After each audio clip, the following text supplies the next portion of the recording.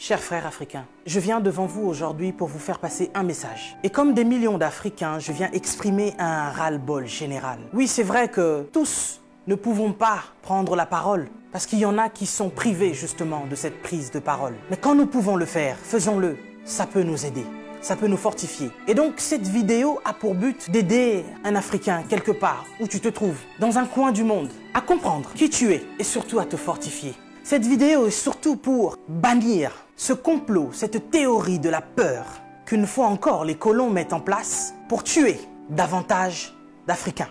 Nous sommes passés par des multiples choses et nous avons survécu. Et donc, ce qui nous arrive aujourd'hui, nous survivrons, chers Africains. Nous vaincrons. On nous parle d'épidémie, on nous parle de pandémie, on nous parle même de guerre. Mais laissez-moi vous dire que nous ne sommes pas seulement en guerre. Nous les Africains, nous sommes en deuil, nous sommes en deuil, nous sommes en deuil depuis des siècles. Depuis que les colons ont mis leurs pieds sur notre continent, depuis que nous avons été colonisés, depuis qu'on nous a volé ce qui nous appartenait, depuis que des gens mal intentionnés ont compris la valeur du continent africain. C'est depuis ce jour-là que nous sommes en deuil. C'est depuis ce jour-là que l'Africain, l'homme noir, meurt. Nous mourons depuis des siècles. Nous mourons à petit feu, mais nous mourrons en masse.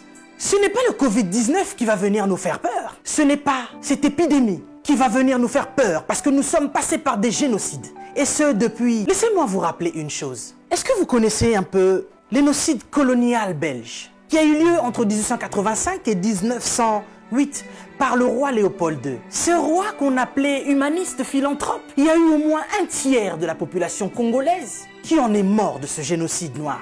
On a coupé les bras à nos ancêtres parce qu'ils refusaient d'aller au front pour notre caoutchouc et notre ivoire. Et depuis, il y a eu tellement de génocides. Vous savez que nous avons été esclaves, pas seulement les 400 millions de déportés dans le monde, mais ceux qui sont restés même sur le continent africain sont aussi restés esclaves, et ce jusqu'à nos jours. Et oui, vous allez me dire que nous sommes au 21e siècle, bien sûr, mais nous ne sommes pas sortis de la colonisation. Vous savez, il y a des dates que l'on dit importantes, comme 1848, où nous parlons de l'abolition de l'esclavagisme. Il y a eu un décret qui a été signé. Chers Africains, on nous ment depuis 1848, où il y a eu l'abolition de l'esclavage. Nous n'avons jamais été décolonisés. Nous sommes toujours colonisés.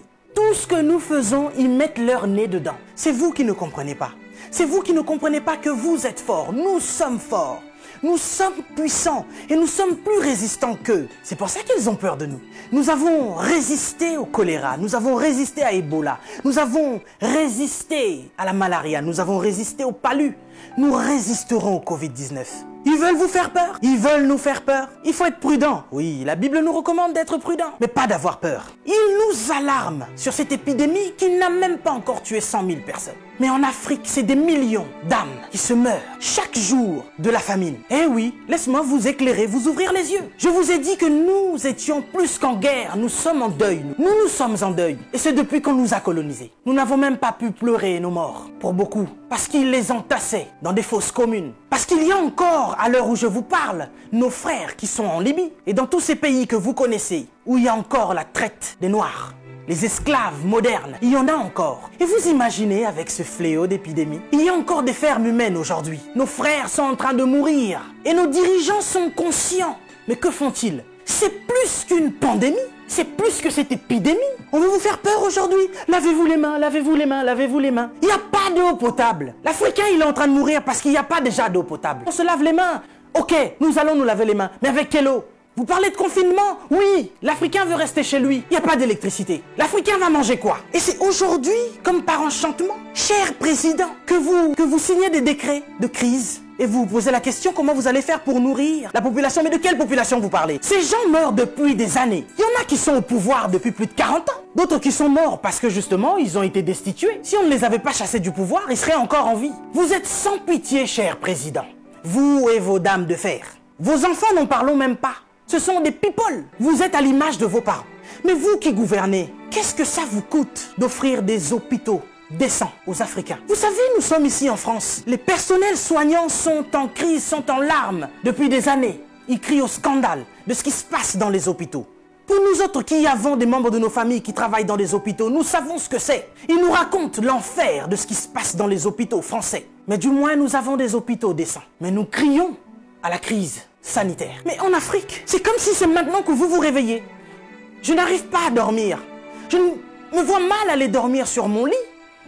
Alors que je pense à tout ce continent africain qui est en deuil. Et ça, depuis, je me dis, mais cette épidémie, cette pandémie, si ça devait toucher le petit peuple, qu'est-ce que nous allons devenir? Mais Africains, laisse-moi te dire que nous avons vaincu toutes ces épidémies. Choléra, Ebola, malaria, palu. Nous vaincrons ce petit Covid-19. Nous sommes plus forts que ça. Nous sommes bien plus forts que ça. Peut-être que je ne suis pas au courant, mais jusqu'à présent, ceux qui ont apporté cette épidémie, ce sont des gens qui sont venus de l'extérieur, les étrangers. Et puis ça touche des personnes qui sont bien placées, des gens qui, je pense, ont une belle vie. Mais ce petit peuple qui vit dans des bidonvilles, ce petit peuple qui vit des conditions sanitaires incroyables, Dieu préserve ce peuple. Cher Africain, laisse-moi te dire que tu es fort. On veut t'affaiblir mentalement pour te faire comprendre que tu es faible. Et voici que ça fait des siècles que l'homme noir meurt de la drépanocytose. Personne ne cherche le vaccin. Personne ne cherche à soigner cela parce que, dit-on, c'est la maladie des Noirs. Mais soudainement, on nous parle d'un vaccin pour aider la population noire face à cette pandémie de Covid-19. Nous n'avons que faire de vos vaccins. Et nous n'en voulons pas. Si vous avez envie de faire des tests, testez vos animaux, vos chiens, vos chats. L'homme africain n'est pas un animal. Nous ne sommes pas des cobayes de vos labos pour que vous commenciez vos tests sur nous. Ça fait des siècles que vous nous testez. Ça fait des siècles que vous nous faites souffrir. Depuis que vous avez découvert que le continent africain était le jardin d'Éden, vous ne voulez pas nous lâcher. Nous souffrons, mais nous sommes en train d'enrichir plusieurs. Nous mourons de faim alors que nous nourrissons plusieurs. Quelque chose m'a fait rire il y a quelque temps. 23 Italiens retrouvés clandestinement sur un port nigérian. Ah, depuis quand l'Italien rentre clandestinement au Nigeria? Parce que vous voulez aller vous réfugier en Afrique maintenant? Il n'y a pas très longtemps, sur vos côtes, vous chassiez les migrants de vos côtes. Votre Premier ministre a dit qu'il ne voulait plus. Il en avait marre de cette invasion africaine sur ses sols. Nous avons vu un migrant noir mourir dans les eaux de Venise sans que personne ne lui porte secours. Parce qu'il était noir, parce qu'il était africain. Nous avons tort parce que nous sommes africains ou parce que nous sommes riches de nos sols? Parce que nous avons de quoi manger et de quoi nourrir toute cette planète. C'est pourquoi l'Africain souffre. Mais Africain, laisse-moi te dire que tu es fort. Laisse-moi te dire que tu es vaillant. Laisse-moi te dire qu'il en faudra beaucoup plus pour te vaincre. Ils ont essayé de nous décimer par l'esclavage. Ils n'ont pas pu, nous sommes encore là. Et plus nombreux que jamais. Et nous sommes plus résistants que jamais. Parce que tous ces microbes auxquels nous faisons face chaque jour ne réussissent pas à nous décimer. Ce n'est pas un Covid-19 qui va décimer le peuple noir. N'ayez pas peur, tel est mon message. Je vous invite, chers Africains, à devenir beaucoup plus forts. Ne faites pas confiance à ceux qui nous gouvernent. Ça fait des lustres qu'ils sont là. Ils prennent leur retraite tout en étant présidents. Ils ont du mal à lâcher ce fauteuil qu'ils pensent être éternel. Qui a déjà fait 200 ans au pouvoir? Êtes-vous assez fort pour faire 300 ans? Vous n'arrivez même pas à faire 100 ans. Mais vous êtes tellement médiocre, ignoble. J'ai suivi plusieurs de nos présidents africains qui ont copié le discours du président Macron. Bande de marionnettes, bande de gigolos. Vous n'êtes même pas capable d'écrire vos propres discours, au point où vous devez copier sur ce que Macron dit. Lui-même, il est en train de mentir à la population française. Son gouvernement nous ment depuis le début. Et vous, vous suivez Macron pour continuer à mentir aux Africains? Mais nous, vous nous mentez depuis des siècles. Vous nous mentez et encore vous nous mentez. Pour remplir vos poches. Vous vivez dans des palaces, mais vous vous souciez même pas de ce que l'Africain doit manger. Oui, nous sommes en deuil. Et depuis des siècles, nous sommes en deuil. Parce que nous ne pouvons pas manger à notre faim. Parce que nous ne pouvons pas avoir de l'eau potable. Parce que nous ne pouvons pas avoir de l'électricité. Regardez à l'est de la RDC. Il y a un génocide qui perdure. Des gens meurent. Qui en parle? C'est sous silence.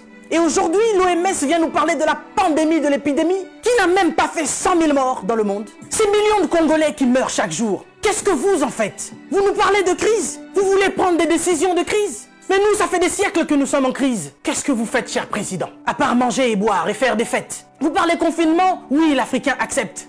Mais nous sommes en confinement, nous, depuis des siècles. Les gens meurent tous les jours de la famine. Ça, ce n'est pas Une épidémie, ce n'est pas une pandémie. Des jeunes filles se font exquiser tous les jours en Afrique de l'Ouest. Boko Haram est en train de exterminer des gens. Ils violent des femmes. Ils séquestrent des jeunes filles. Boko Haram, qui leur vend des armes? Qui en parle? Et à cause du Covid-19, vous voulez faire paniquer les Africains qui vivent déjà en panique depuis des siècles. Quand nous voyons nos frères qui essayent de fuir leur continent et qui meurent dans les eaux de la mer, ça c'est un génocide qui perdure depuis des siècles. Et nous en avons marre, nous en avons assez. Nous voulons qu'il y ait un changement. Mais qu'est-ce qui vous manque à vous aujourd'hui? La Chine a pu construire un hôpital en 10 jours. Vous savez, ça fait depuis 72 ans, si je ne me trompe pas, que l'État d'Israël existe. Il y a quelque temps, Dubaï était un désert. Mais regardez aujourd'hui ce qu'ils ont fait. C'est parce qu'ils sont ensemble qu'ils ont pu construire ce qu'ils ont fait. Mais qu'est-ce qui vous manque, cher président africain, pour nous construire des hôpitaux décents? L'Angleterre a pu construire un hôpital en 2 semaines seulement pour faire face à cette crise sanitaire. Dieu est bon. Le Covid-19 est tellement impoli qu'il ne regarde même pas qui vous êtes.